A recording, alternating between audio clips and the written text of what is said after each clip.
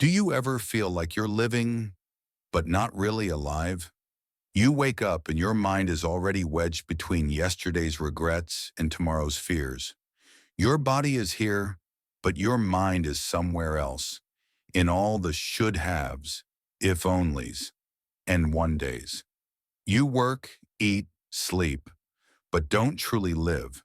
Seneca said, "It is not that we have a short time to live, but that we waste much of it."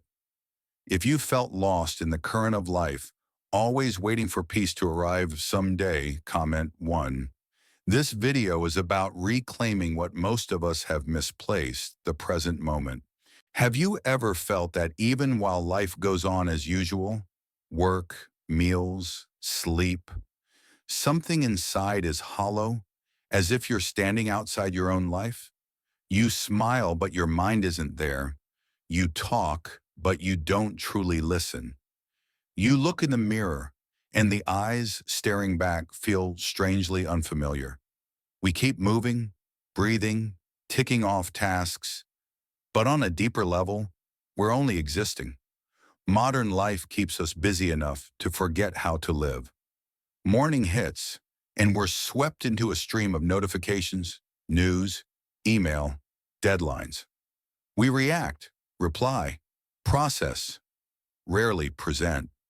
Some nights we realize a whole day passed and we can't recall what we ate, when we laughed for real, or what the morning sky looked like. Time stops feeling like a river and becomes a whirlwind that carries us away. Seneca wrote, "Life is long if you know how to use it. The tragedy is we don't just waste time, we waste life itself. We live in yesterday's conversations and mistakes. Then we live in tomorrow's fears and plans. The present becomes nothing more than a bridge we rush across. If you listen under the mind's noise, you'll notice most suffering isn't from what's happening, but from what we think is happening. The mind is a tireless storyteller. It replays the past, edits details, then spins 1,000 futures. We believe those stories. We tremble, rage, hope, forgetting it's all happening in our head. Seneca called this suffering more in imagination than in reality. We don't hurt because reality is cruel. We hurt because we're rarely in reality at all. As we grow up, we learn to hide emptiness with activity, work more, earn more, connect more.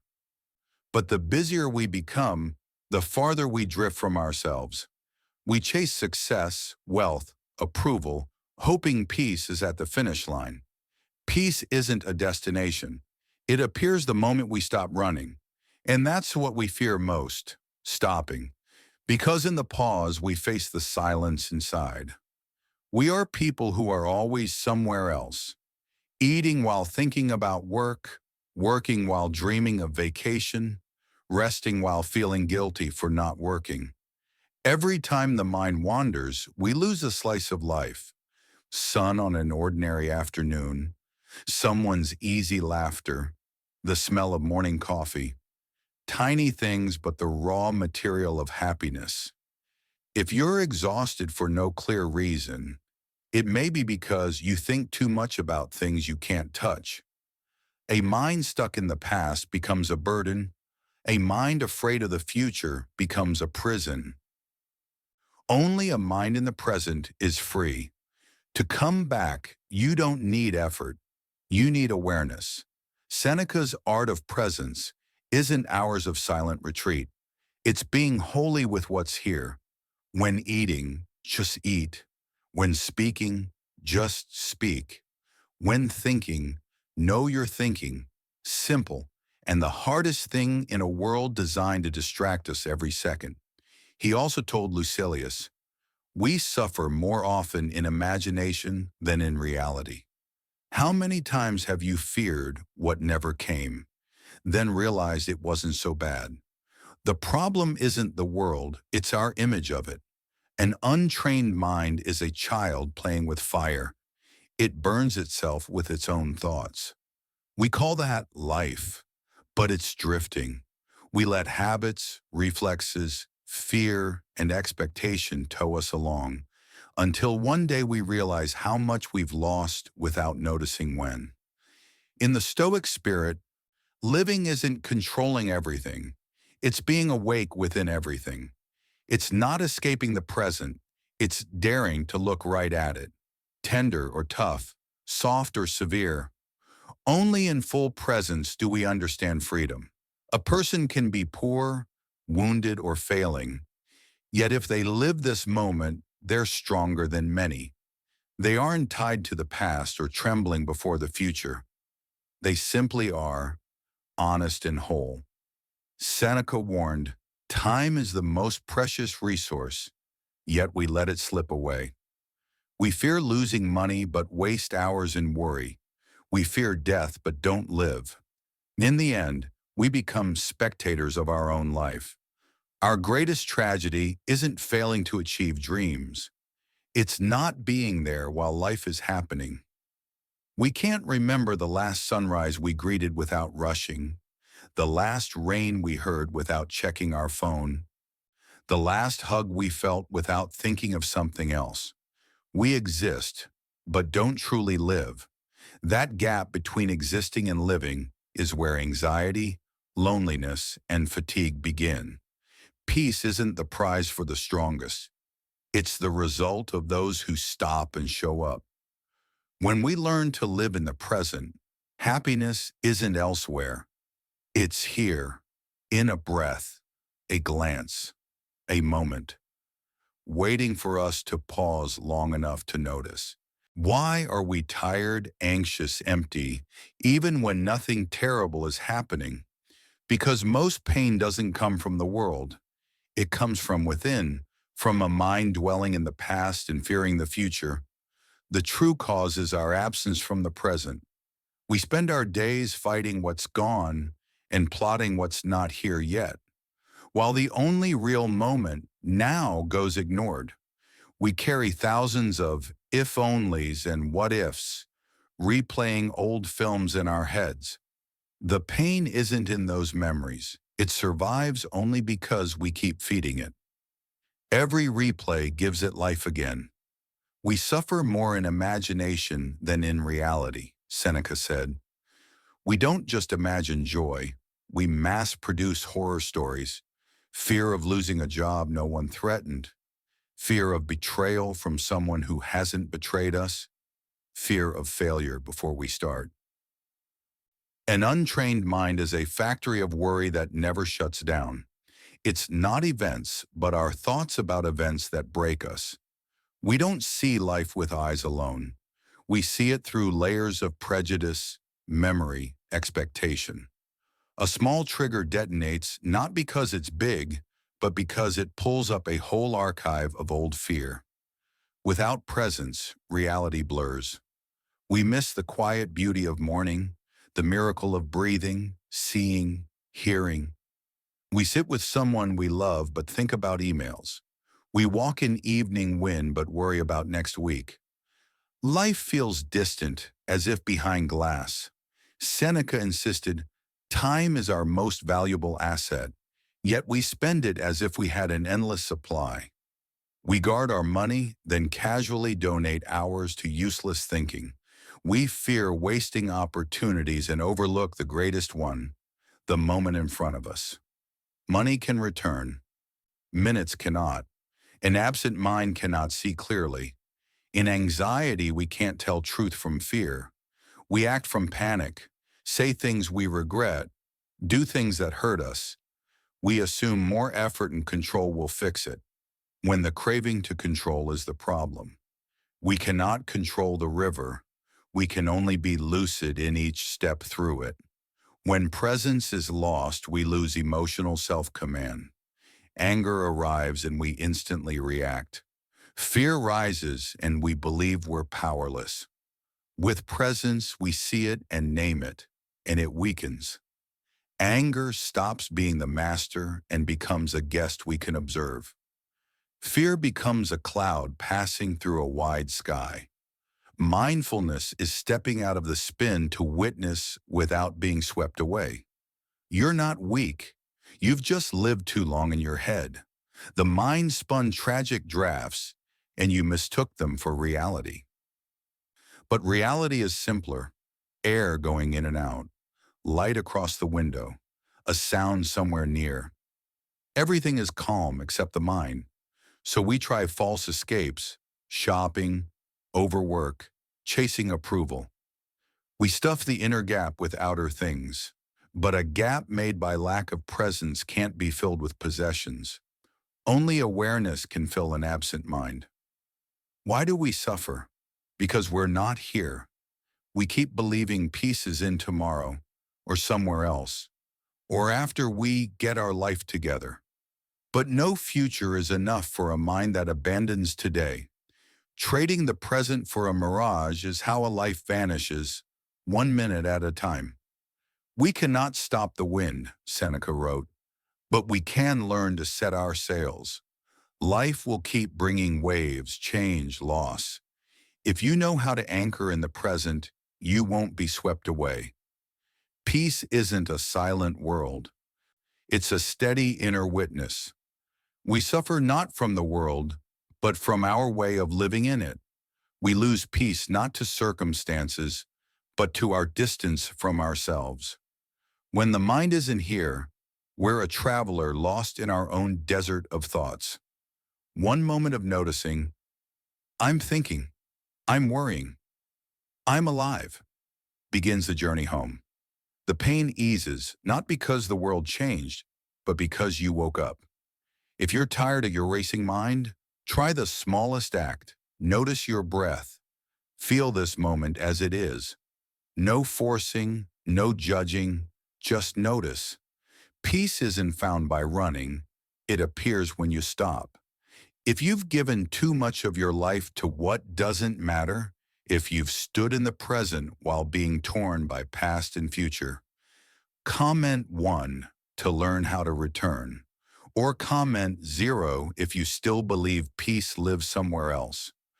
Sometimes one pause is enough to restart a life. You've likely driven a familiar road and arrived with no memory of the lights, turns, or streets. Your hands steered, but your mind wandered to tomorrow's meeting, yesterday's talk, or a vague dread about the future. You got there, but you weren't there. That's how much of life goes. We live, but aren't present for it. Dinner with family, eyes on the phone, mind in messages. Lying in bed, lights soft on the ceiling, but numbers and plans crowd the mind. Standing in a peaceful scene, wind in your hair, birds somewhere far, yet you hear none of it because the inside is loud. We don't lose the present for lack of time, but for lack of stillness. No one can enjoy life, Seneca wrote, if the mind is forever preoccupied with what is to come. Yet we cling to the myth. Once I finish this, once I achieve that, I'll finally rest. So we run, not to arrive anywhere, just not to feel left behind. We wake like soldiers to battle pressure and expectation, then carry the battlefield into sleep. Peace stays behind us, where we never pause long enough to touch it. Look around and you'll see it everywhere. Faces blue lit by screens, eyes sliding past each other on trains. Conversations that fill silence, but don't meet souls. Everything is fast: news delivery, data, emotions, except the human heart. People say time is speeding up. It isn't. We're skimming its surface. Morning, you rush out thinking of work. You miss the slant of light through the window, the child smiling after you, the birds on the balcony. Evening, the sky is burning red and the air smells like rain, but you don't notice. Mind trapped in unfinished meetings and tomorrow's lists. The best days pass in a blur. We complain time flies, but we're the ones letting it fly by unused. We live as if this is a draft and a perfect version is coming later. It isn't. Life won't mail back your mornings, your laughter, your shared glances. Every missed moment is a piece of life gone for good. Seneca said, "We are not short of time. We squander it." The worst waste isn't time slipping. It's the mind wandering through unreal worlds. We think we're living. Mostly we're replaying or predicting. Eat, remember a fight. Work, fear what's next. Rest, think about unfinished tasks. It's a treadmill. The harder you run, the more tired you get, and you go nowhere. Mindfulness, the art of presence Seneca gestures toward, isn't a luxury. It's how we come home. It starts with tiny things. A cup of tea warming your hands, the foot meeting the ground, listening without composing your reply. No incense required, only attention. If you're on the couch and can't remember the last time you truly saw the sky, that's absence, not of the body, but of the soul. We stop seeing with our eyes and start seeing through hurry and habit. When nothing surprises us, it's not because life is dull, it's because we stop living. Only those who know they are alive, Seneca might say, are truly alive. One honest pause. I am here, I am breathing, I am alive, touches the core of existence. Those moments won't arrive by accident. We make them with attention. We can't stop the wind or slow the clock, but we can be present within the flow. Pause a beat before reacting and notice your anger. Breathe once before worry and watch it shrink into a thought. Look at someone through clear eyes, not dusty filters. It isn't mystical. It's courage. To live this moment without running, masks, or mental autopilot. When we bring presence into the ordinary, meals, rain, breath, we discover life was never missing peace. It only felt chaotic because we weren't there. Peace isn't something to find, it's something to notice.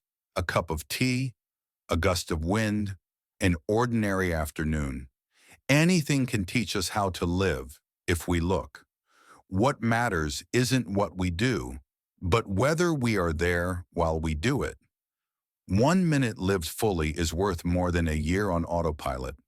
With that shift, life slows, deepens, and gains meaning. Life is long enough, Seneca reminds us, if we live each minute.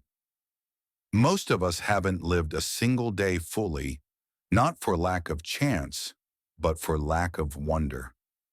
Every ordinary moment is a miracle, if we'll stop to see, listen, and breathe.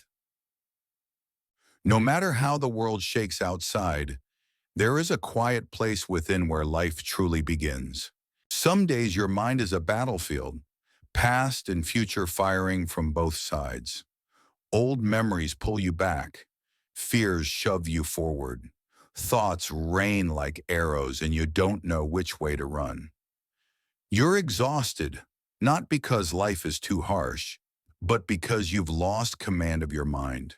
If you don't learn to guide it, it will guide you. Stoicism isn't about being emotionless. It's the art of staying awake in motion, meeting life with clarity instead of reflex. Epictetus said, "We are disturbed not by things, but by the views we take of them." Seneca's art of presence is looking directly at what is without being dragged by it. That's where mindfulness becomes the bridge between philosophy and daily life. Stoic mindfulness isn't leaving the world. It's showing up for it, not hiding in silence, but keeping stillness inside noise. It begins with humble things: breath, feelings, reactions, ordinary acts. A Stoic doesn't delete emotions, they observe them, like a person standing on the bank, watching a river flow. Seneca wrote, "The wise aren't those who never get angry, but those who see anger arrive and let it go. When anger rises, name it. Anger is here. In the naming, it loses half its power. Feelings dominate only when we don't notice them. Shine awareness on them and they thin like mist. When fear appears, don't force it away. Acknowledge it. Fear terrifies mostly when we run from it. Mindfulness means observing without judging. Angry? Don't shame yourself. Sad? Don't bully yourself into cheerfulness. Watch the feeling like a cloud across a wide sky. The sky doesn't fear clouds, and you needn't fear your emotions. All of them pass. Marcus Aurelius wrote in Meditations, "If you are harmed, it is because you have decided to be harmed. Not to deny pain, but to remind you, emotion rules you only when you forget you have a choice. Mindfulness is the space between stimulus and response, the breath where you choose your action. Insulted? See the surge before it uses your tongue. In hardship? Notice that the problem is less the event than your angle on it. Practice needs no rituals. Eat, just eat. Walk, just walk. Speak, just speak. Think, just notice thinking. Simple is difficult because our minds are trained for turbulence. A mindful person isn't always calm. They're aware when they aren't. That awareness lights the mind's corners. Under light, anger, fear, envy, doubt lose their grip. They become guests, not landlords. You don't need to expel them, just don't offer them a lease. Stoicism calls our inner faculty of choice prohairesis, the rational will. Mindfulness is how we contact it. Once you can see your thoughts and feelings, you stop being a puppet and start steering yourself. That's freedom no one can take, even if they take everything else. An unmindful mind is a child with fire. It gets burned. Mindfulness isn't just soothing, it's the groundwork of wisdom. Without it, emotions drive, decisions blind. Life loops through reaction and regret. With it, we can fail and stay steady, lose and remain whole, because nothing truly hurts us more than the story we tell about it. Be like the rock, Marcus says, against which the surf crashes. But it stands firm, not rigid, rooted. You don't avoid waves. Waves belong to the sea. You learn to stand. Mindfulness won't perfect life. It clarifies it. You start to see meaning inside pain, lessons inside loss, quiet inside storms. You stop asking, why is this happening to me? And ask, what will this teach me? That is the deepest shift, from resistance to understanding, fear to freedom. Perhaps that's what Seneca meant by living fully in each moment. Only then are we truly alive. With presence, the world wakes up. Sound, light, motion. Even the smallest things hum with life. No past to mourn, no future to dread, only a present to live deeply. This isn't a quick path. It's a lifelong practice. The world will keep tugging, work, news, tides of feeling. Just remember you can return, not by forcing, but by noticing. Inhale, exhale. I am here. That second of freedom changes everything, not because the world shifts, but because you do. There are moments you freeze, in the rush of traffic, under a stack of deadlines, and realize you've misplaced yourself. You work, laugh, function, but inside an eerie quiet, the machine runs. You are not at the controls. That's the price of forgetting the present. You trade living for existing, peace for future promises. When you finally arrive, nothing feels enough because you weren't there to live what you already had. The world taught us happiness lives in the future, that success, love, and peace are destinations. Stoic wisdom, through Seneca, says everything you seek is available now. In this breath, pause, breathe, observe without judging, live without being pulled, and suddenly the world changes. Wind through a window, light on a cup, footsteps in a hallway. Peace isn't earned. It's recognized. It never left. We just stop seeing it. In presence, emotions stop owning you and become companions. Anger, fear, Anxieties still visit, yet they don't devour you. You name them, watch them, and let them pass. Every non-reactive moment lays another brick of inner freedom. Peace isn't avoiding pain. It's standing in pain without being swept away. Only those who know they are living are truly living, Seneca said. Most people know they're doing, not living. They work, earn, love, hate, dream, but rarely pause to feel. Then they look back. Youth gone, memories thin, precious moments blurred by hurry. Death isn't the greatest fear. Never having lived is. When you return to the present, life becomes startlingly clear. A drop of water, sunlight through leaves, a stranger's smile, all vivid. In presence, things are enough as they are. You no longer need a perfect world to feel at ease. Life doesn't have to be easy to be worth living. It only asks you to be here. Stay with yourself long enough and a deep change begins. What scared you becomes a teacher. What angered you becomes a mirror. What hurt you becomes raw material for growth. Storms stop being enemies and become training grounds for trust in your inner quiet. Peace isn't when life goes silent. It's when you remain steady in the noise. A mindful life doesn't dodge storms. It learns to dance in the rain. It doesn't flee sadness. It enters gently. It doesn't cling to happiness. It smiles as it passes. Everything flows. Nothing is forever, but nothing is wasted. Seneca's constant reminder, time is the only wealth we can't restore. Each moment gone is gone, but we can make time longer, not by years, but by depth. One fully lived day outweighs a year on autopilot. Time isn't measured by clocks, but by awareness. Living in the present doesn't kill ambition, it purifies it.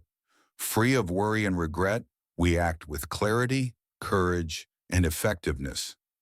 Stoic mindfulness doesn't make us lazy, it makes us sovereign. We stop letting moods or circumstances define us. The deepest awakening isn't changing the world, it's changing how we see it. In presence, the world stops threatening and starts reflecting. Peace becomes natural, like breath, like light. Look around. Dew on a leaf, a child's laugh, wind at the window. Life is speaking, I'm here. You don't have to chase it, only pause and listen.